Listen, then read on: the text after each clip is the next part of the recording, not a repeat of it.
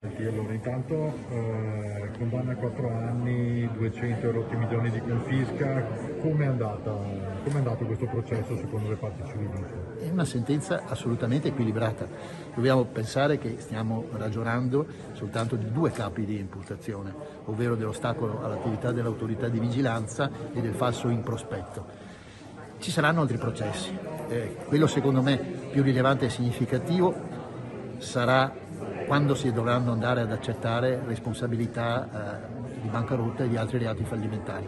Ma tutto ciò presuppone che la Cassazione confermi, come io ho ragionevoli motivi di ritenere, la dichiarazione di stato di insolvenza pronunziata dal Tribunale di Treviso prima e dalla Corte di Appello di Venezia poi.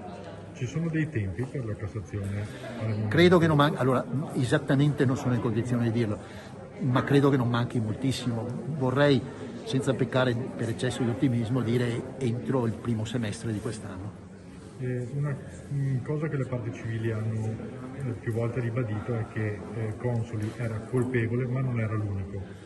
Cioè non Io l'ho detto pubblicamente, l'ho detto qui quando ho svolto le mie conclusioni, però devo anche dire che la scelta dei pubblici ministeri in questa sede di procedere solo nei confronti della Giovane Consoli probabilmente ha scongiurato la prescrizione per i due reati per i quali oggi è intervenuta sentenza di condanna.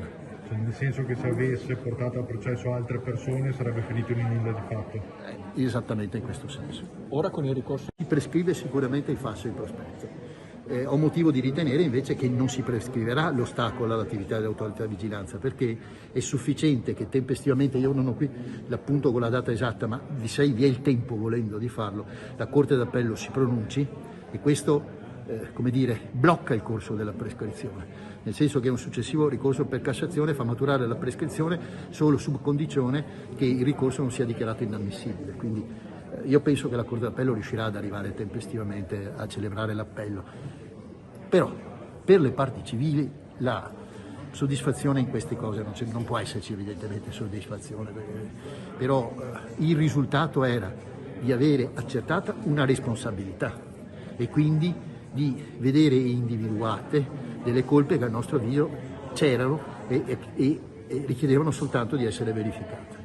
Questa sentenza penale tradotta nel civile e nelle speranze di risarcimenti cosa significa? Questa sentenza penale, realisticamente, le somme sono così rilevanti che non si può pensare che dal patrimonio pur cospicuo della Ragione Consoli si possano attingere somme di questa entità. Però fissa un punto, ci sono anche delle cause civili in piedi.